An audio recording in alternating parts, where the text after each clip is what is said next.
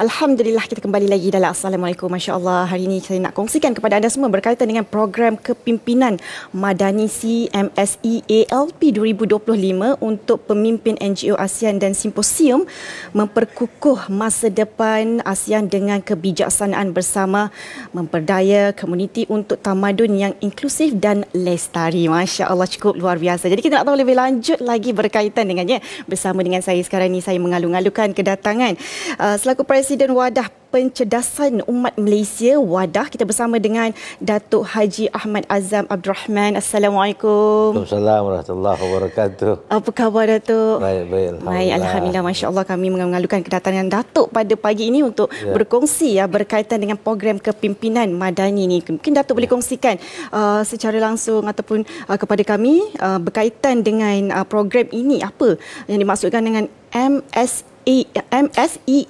itu, Datuk. Silakan, Datuk. Masya Allah. Terima kasih, Dewi. Assalamualaikum warahmatullahi wabarakatuh. Waalaikumsalam. Tuan-tuan dan puan-puan sekalian, tahun 2025 inilah tahun ASEAN. Masya Allah, ya. Malaysia sebagai pengurusi ASEAN dan ASEAN ini ditubuhkan pada tahun 1967. Dah 58 tahun.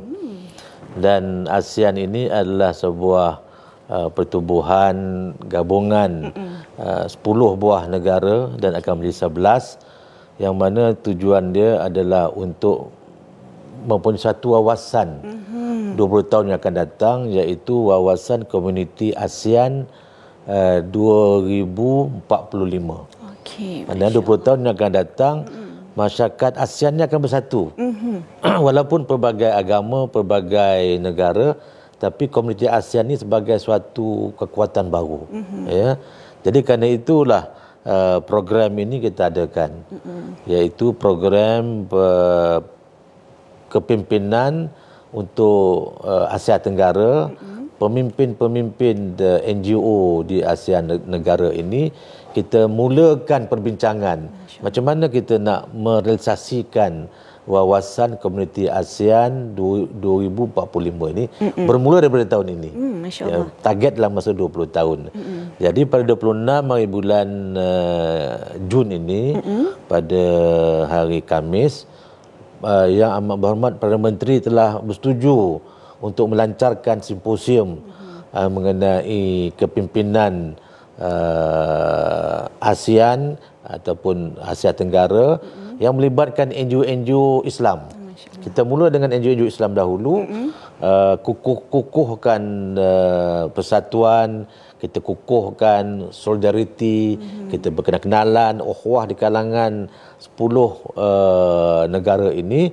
Alhamdulillah 34 NGO Islam di 10 buah negara telah pun bersetuju untuk hadir dan mulai membincangkan tentang langkah-langkah macam mana nak merealisasikan cita-cita komuniti ASEAN 20 tahun yang akan datang. Ya. Jadi kita harap supaya apabila NGO Islam ini dapat sepakat, kemudian barulah kita mulai berbincang melibatkan NGO-NGO bukan Islam. Ya. Sebab di ASEAN ini 40% adalah penduduknya beragama Islam.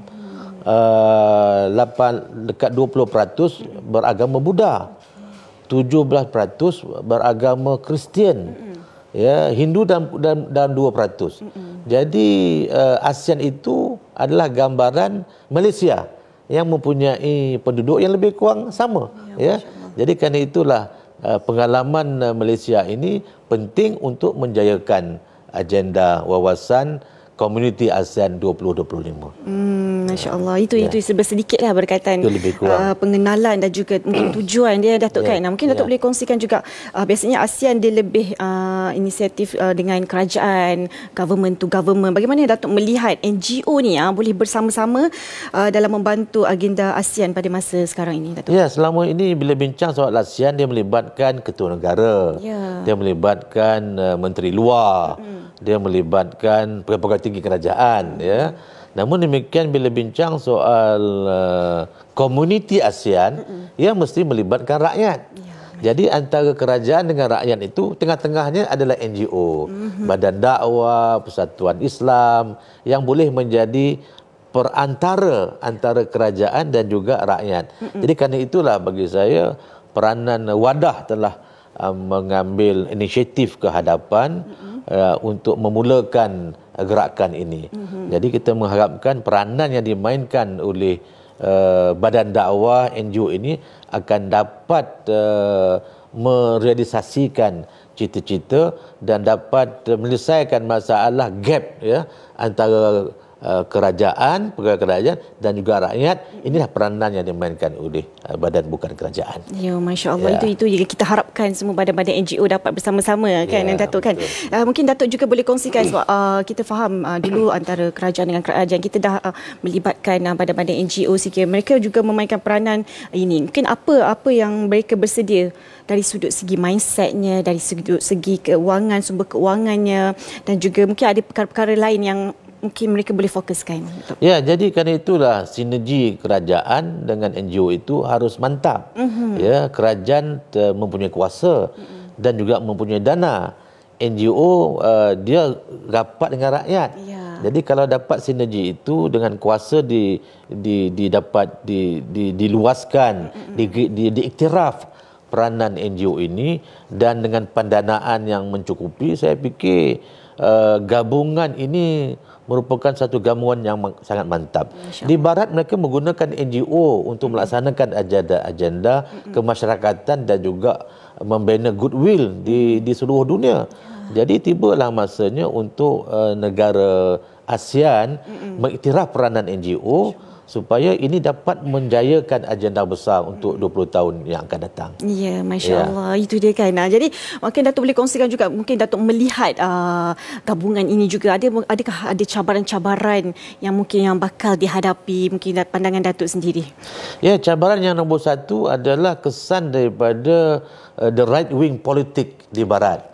Ya, maknanya membenci orang selain daripada orang kulit putih. Jadi idea itu juga terbawa-bawa di sini. Maknanya xenofobia, benci dengan orang asing, benci dengan orang yang berlainan daripada rupa agama kita.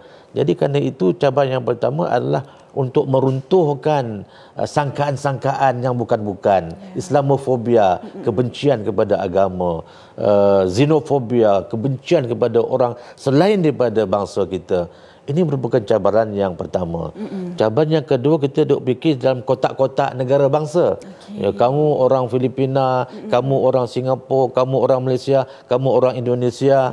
Ya, jadi kotak-kotak konsep negara bangsa ini kadang-kadang menghalang untuk dicairkan menjadi komuniti ASEAN. Ini antara cabaran-cabaran yang perlu digarap, dan saya kira tidak NGO dan juga badan dakwah merupakan suatu gerakan yang paling berkesan untuk mencairkan konsep negara bangsa ini supaya diutamakan tentang the bigger and higher objective. Untuk menyatukan, walaupun kita berbeza ini suatu rahmat. Jangan kita anggap sebagai satu bala. Ya, supaya kita dapat menjadikan perbezaan itu sebagai satu kekuatan. Ini sebenarnya kekuatan ASEAN. Dan ini merupakan kekuatan dakwah kerana kita peluang untuk menampilkan keindahan Islam. Ini merupakan suatu, sebab Islam menyebut dalam surah Al-Hujurat ayat yang 13 menyebutnya kita diciptakan umat manusia ini berbangsa-bangsa untuk lita'arafu, berkenal-kenalan, saling memanfaatkan kelebihan antara satu sama lain.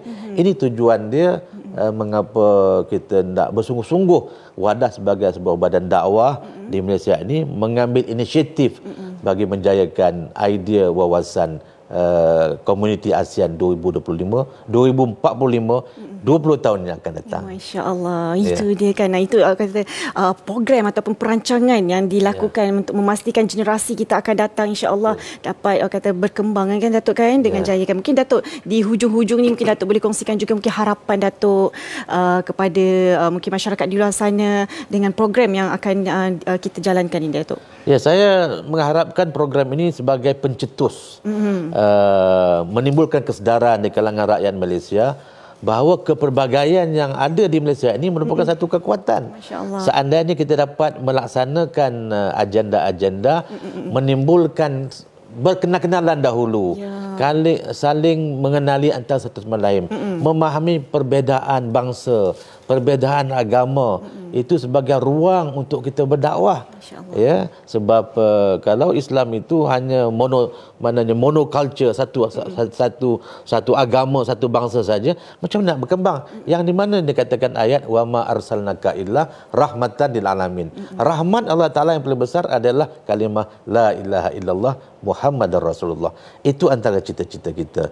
Supaya kepelbagaian sebagai medan untuk kita berdakwah, untuk menyampaikan kalimah Allah dalam bentuk keindahan Islam yang sangat murni dan sangat cantik yang dibuktikan sejak sejarah zaman berzaman. Ya, Masya Allah. Itu harapan ni Datuk kan, kita memogakan agar kata program ini dapat dijalankan ataupun dengan jayanya insya-Allah, dengan misi, dengan objektifnya. Mungkin Datuk adakah penonton-penonton semua boleh bersama-sama ke atau bagaimana Datuk? Ada program yang boleh bersama-sama dengan? Ya, program ini sebab melibatkan NGO-NGO Islam, jadi kita by invitation. Kita mengharapkan lebih kurang 500 pimpinan NGO dalam negara ini, di samping 50 orang daripada seluruh negara ASEAN ini dapat berhimpun di hotel tamu dan resmi oleh PM, dan akan memberikan satu gagasan bagaimana nak menjayakan agenda wawasan komuniti ASEAN 2045 yang akan datang. Ya, Masya Allah. Alhamdulillah. Dan Datuk, mungkin ada last sekali mungkin kata-kata untuk penonton-penonton Assalamualaikum pada pagi ini, untuk mereka yang betul kena memahami kata konsep ini Datuk. Ya, konsep lita'arafu ni penting ya. Konsep kepelbagaian ni bukan suatu bala, bukan suatu masalah. Ini adalah satu peluang dakwah yang sangat besar. Jadi bagi saya, mari kita menghayati ayat surah Al-Hujurat ni sebagai wahana untuk menyampaikan dakwah wa ma arsalnaka illa rahmatan lil alamin. Masya Allah. Alhamdulillah, itu dia daripada Datuk Haji Ahmad Azam Abdul Rahman selaku Presiden Wadah Pencerdasan Umat Malaysia ataupun Wadah. Terima kasih Datuk kerana bersama dengan kami untuk kita fahamkan konsep ini waktu program Kepimpinan Madanisi ataupun MSEALP 2025 ini. Masya Allah, terima kasih banyak-banyak Datuk. Semoga dipermudahkan segala urusan insya Allah Datuk, dan juga dengan agenda ini memudahkan lebih ramai lagi masyarakat di sana dapat membuka ataupun membantu bersama-sama dengan ASEAN ini Datuk kan, untuk kita kembangkan insya-Allah. Terima kasih banyak-banyak. Insya-Allah rezeki kita jumpa lagi Datuk. Insya-Allah. Masya-Allah. Alhamdulillah para penonton. Kita nak berehat dulu seketika, insya-Allah kita akan kembali lagi selepas ini.